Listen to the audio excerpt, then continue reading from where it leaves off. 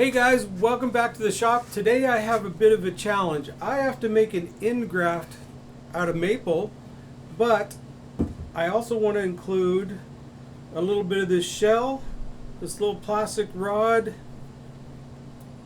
and a washer to make an alien themed Endgraft for our baby alien giveaway guitar.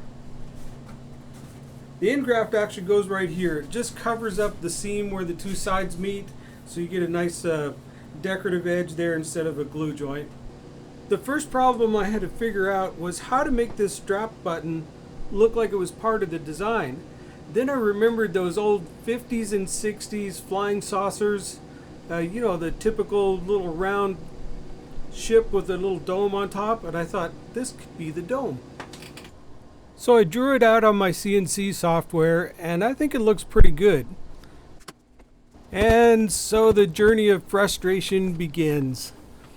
First thing I had to do is cut the Endgraft, the wedge part, onto the body. I always like to take my time getting things lined up so that they're straight.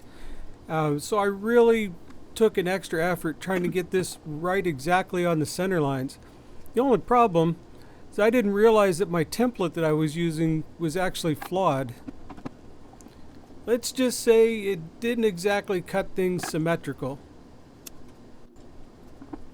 So what I ended up having to do is cut one side and then realign it and cut the other side, which is very, very tedious. With the channel cut, now I could make the curly maple Endgraft that was going to fit in there. My thought was to have horizontal lines on the wide part of the Endgraft, and then vertical lines on the narrow part of the Endgraft to kind of make it look like propulsion in the back and headlights in the front. But even once I finished everything, it was really difficult to see that curl in the maple. So I cut out my two little wedges and sanded them so they fit really nice and tight.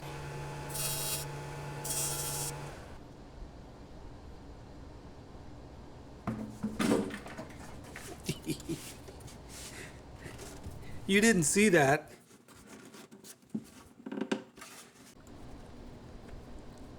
Then it was time to add a little bit of glue and just let it dry overnight.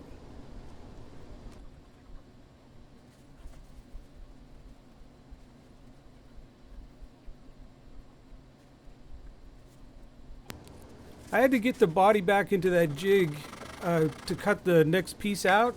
So I'm just trimming off the little excess pieces here so they don't get caught.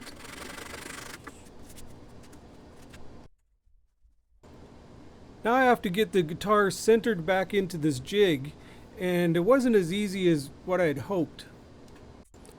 I made a little circle template on the CNC to make sure I got that hole nice and centered, but another frustration creeps in.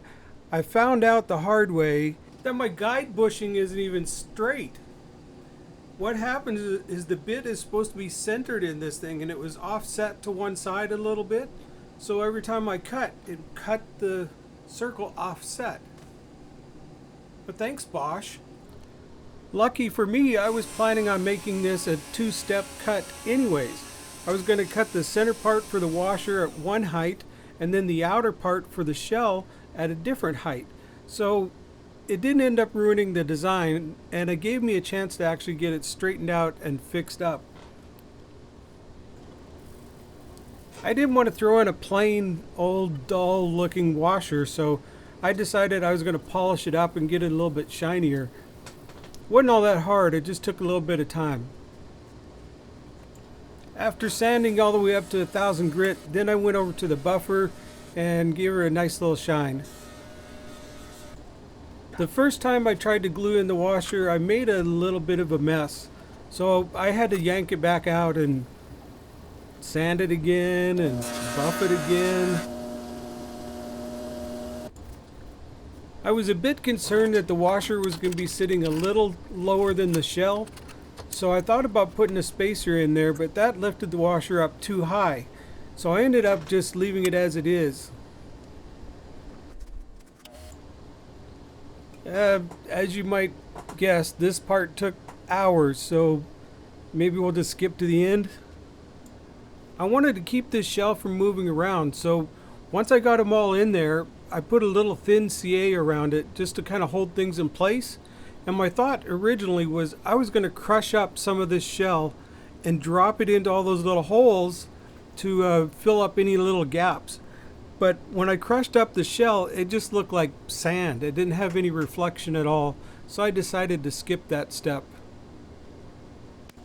Making epoxy. Epoxy. Making epoxy. This is really slow setting epoxy. It's actually that resin cast kind of stuff that you'd use on countertops or for making jewelry or something that you want to be absolutely crystal clear. So it takes a long time to dry. I had to leave it in the vise for about 24 hours. And then after carefully working out all the bubbles with the heat gun, when I came back the next morning, I had a bubble. We'll fix that later on when we do the pour filling. Time to take it out and clean it up and see what we've got.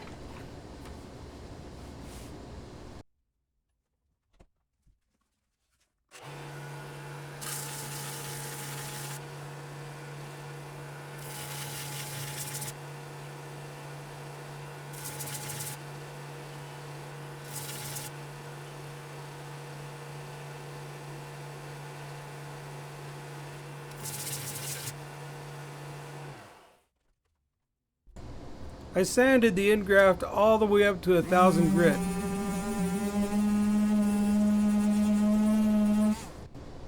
I didn't get the washer perfectly centered, but it still looks pretty good. I pre-drilled a hole for the screw that's going to hold the strap button to the guitar, and then I went ahead and put the screw in once and took it right back out. Now I'm going to use that hole again here in just a second. I made a little template so that I could get all the holes drilled out for those little windows, so they'll all be the same distance from the center.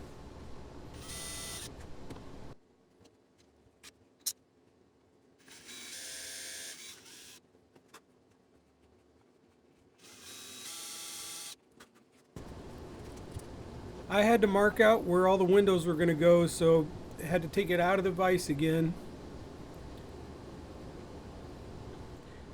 With the guitar back in the vise, I could drill out all the little holes that are supposed to be those little windows.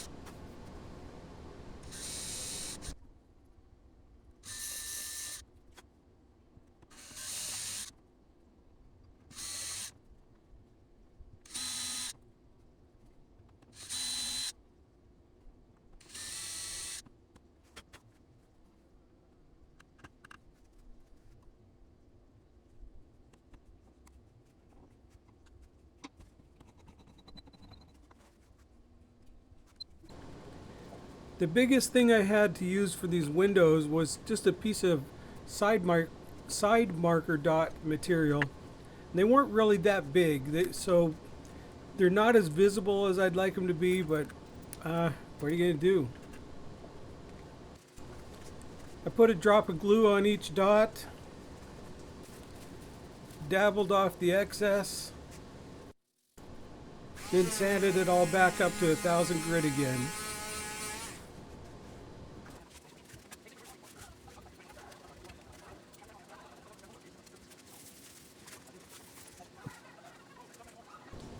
Well, it's all finished and it looks pretty good, but it's just not exactly what I'd pictured in my mind when I started this.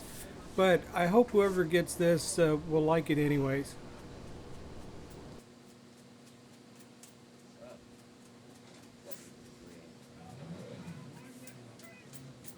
Okay, so if you want to have a chance to win this guitar, all you have to do is subscribe here.